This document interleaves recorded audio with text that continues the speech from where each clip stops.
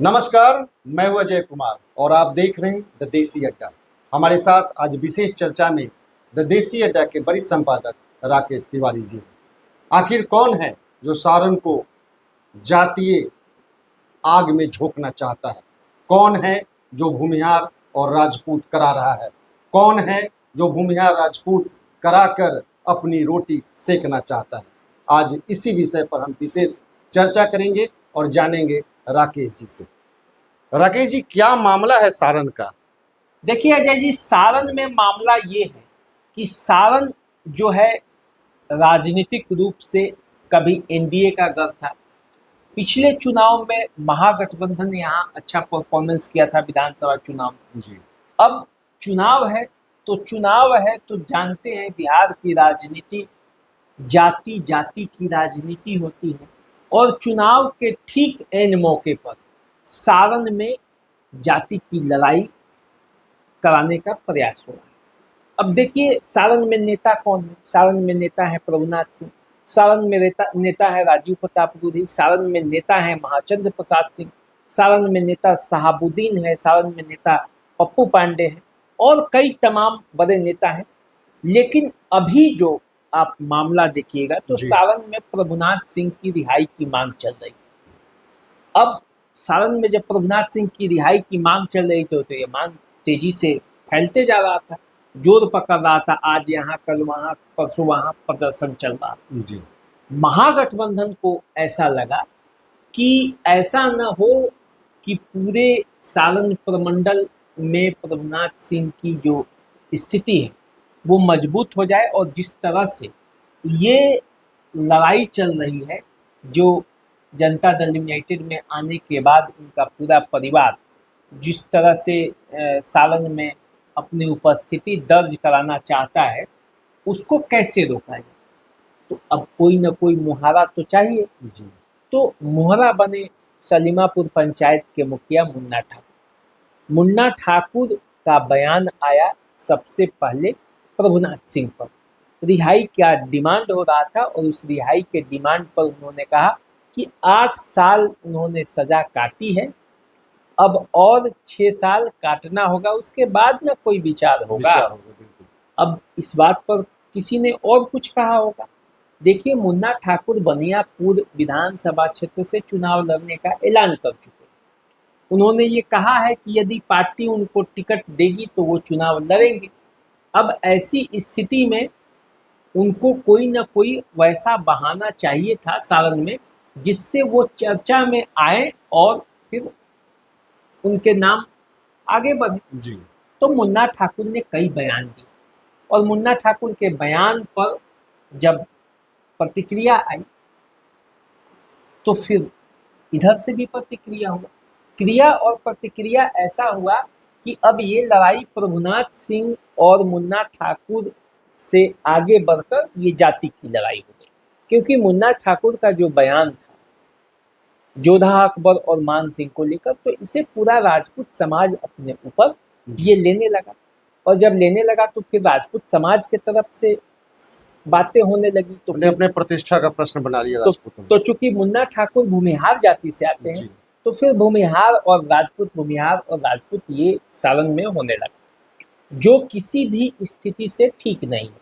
अब देखिए, सारण प्रमंडल में राजपूत भूमिहार कराने का प्रयास ये सिर्फ अभी नहीं हुआ है। आपने देखा होगा कि अभी कुछ दिन ही बीता है मलमलिया का, 3 निर्दोष लोगों की हत्या हुई थी और हत्या कराने वाले शत्रुघ्न सिंह थे। शत्रुघ्न सिंह भूमिहार समुदाय से हैं और जिनकी हत्या हुई वो राजपूत समुदाय से। अब यहाँ पे भी राजपूत भूमिहार होने का प्रयास। ये जो राजपूत और भूमिहार का राकेश जी कार्ड खेला जा रहा है, तो क्या इसके पीछे वोट को अलग करने की साजिश है? निश्चित रूप से साजिश तो यही है कि जो एनडीए के, देखिए एनडीए के वोटर कौन है? राजपूत है, भूमिहार है, ब्राह्मण है, कायस्थ हैं। जातिगत स्तर पर यदि देखेंगे तो कुर्मी है, कोयरी है, अति पिछड़े जाति के हैं, पासवान हैं और भी जो लोग नीतीश कुमार से प्रभावित हैं, जो लोग नरेंद्र मोदी से प्रभावित हैं, वो लोग। तो राजपूत और भूमिहार ये दोनों जो है राजनीतिक रूप से बहुत सक्रिय जाति है, तो जिधर रहता है उधर हवा बदल देता है। बदल जाती है। तो हवा बदलने के लिए जब ये दोनों जाति हैं और ये दोनों जाति एनडीए में एक साथ मजबूती के साथ रहेंगे, तो फिर हवा जिधर रहेंगे उधर बहेगा। तो इसलिए इनमें डिवीजन होना जरूरी है। यदि एनडीए को पराजित करना है तो इन वोटों में बिखराव होना जरूरी है।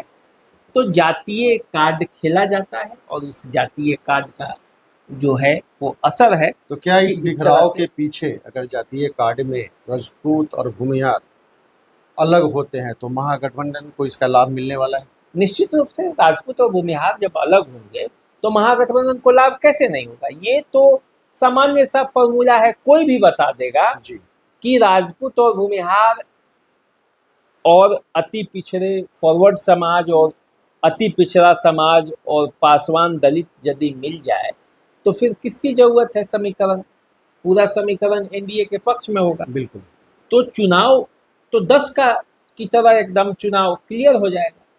अब इसमें बिखराव जब तक नहीं होगा तब तक मामला आगे नहीं बढ़ेगा, महागठबंधन को फायदा नहीं होगा। वैसे भी वो स्थिति में जब प्रशांत किशोर भी चुनावी मैदान में कूद चुके हैं और प्रशांत किशोर दोनों तरफ के वोटरों को अपने तरफ लेने का प्रयास कर रहे हैं, तो ऐसी स्थिति में राजनीति का कार्ड तो खेला जाना जरूरी है। तो मोहरा कौन बनेगा भाई? तो मोहरा वो बनेगा जो वोट दिलाएगा। वोट कौन दिलाएगा? जिसका नाम है। बिल्कुल। सिवान में वोट शहाबुद्दीन दिलाते हैं, उनके पक्ष में या उनके विपक्ष में वोट पड़ता है। उसी तरह सारण में कौन वोट दिलाएगा? प्रभुनाथ सिंह दिलाएंगे, उनके पक्ष में पड़ेगा या उनके विपक्ष में पड़ेगा। जी। तो पक्ष वाले तो उनके साथ हैं ही, विपक्ष वाले भी अपना राजनीति कर रहे हैं। तो यदि पक्ष के जो दो बड़े समुदाय हैं उनको अलग कर दिया जाए तो अपने आप बाजी पलट जाएगी। तो यही गेम चल रहा है असल में सारण में, और कोई बात नहीं है।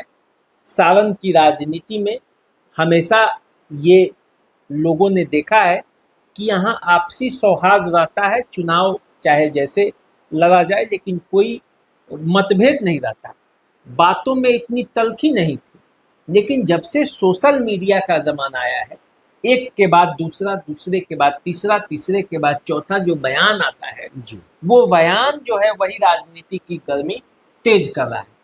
वैसे कोई बात नहीं है, लेकिन देखिए जब से ये हो रहा है सारण की राजनीति में गर्मी है, और ये गर्मी कहीं ना कहीं से प्रभुनाथ सिंह की जो रिहाई की मांग जो चल रही है उसको भी कमज़ोर करेगा। यदि इस तरह का प्रयास होगा तो उस मांग को कमज़ोर करने का ये प्रयास है। देखिए राजपूत, भूमिहार और हर जाति में प्रभुनाथ सिंह के समर्थक जी। और उनके विरोधी भी हैं। तो जब सब जातियां एक साथ मिलकर उनके रिहाई का डिमांड कर रही थी, वैसी स्थिति में इस तरह से जातीय आग में झोंकने का मतलब है कि उस लड़ाई को कमज़ोर करना। महागठबंधन ये चाहता है, क्योंकि यदि उनकी रिहाई में मजबूती आएगी, एक आवाज़ उठेगा, तो समझिए कि उनकी रिहाई हो या ना, लोगों की गोलबंदी तो हो जाएगी। और इस गोलबंदी को जब तक टूटेगा नहीं तब तक महागठबंधन जीतेगा कैसे? तो इसलिए ये पूरा प्रयास महागठबंधन के नेताओं की तरफ से हो रहा है। देखिए जिन्होंने ये बातें कही हैं वो भी कांग्रेस के नेता हैं। तो राजनीतिक लड़ाई तो होनी चाहिए, एक दूसरे पर कटाक्ष भी होना चाहिए, लेकिन जातिगत और पूरे समुदाय पर यदि कोई आवाज़ उठाता है और यदि उसके बारे में कहता है तो ये समझिए कि आप यदि कहीं ढेला फेंकेंगे जी। तो दूसरा भी उधर से जो कीचड़ होगा उछल के आप पर आएगा, तो दूसरा भी ढेला फेंकेगा जी। तो कीचड़ तो आप पर आएगा। तो इसीलिए आरोप प्रत्यारोप चल रहा है।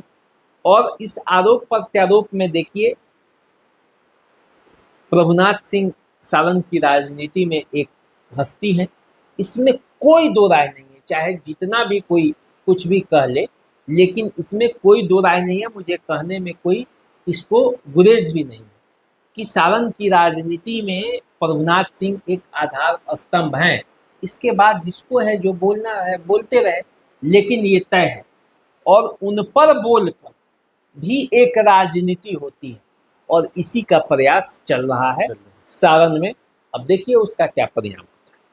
तो चुनाव जैसे जैसे नज़दीक आ रहा है, सारण के अंदर राजनीतिक तापमान बढ़ता ही जा रहा है।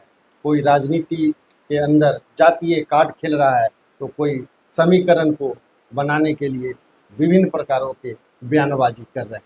तो आप देखिए, चुनाव बिल्कुल नज़दीक है और आने वाले समय में इसका क्या असर होता है वो आपको खुद मालूम चलेगा। तो हमें दीजिए इजाज़त, और एक नई चर्चा के साथ एक बार फिर मैं राकेश जी के साथ उपस्थित रहूँगा। तब तक के लिए नमस्कार। नमस्कार।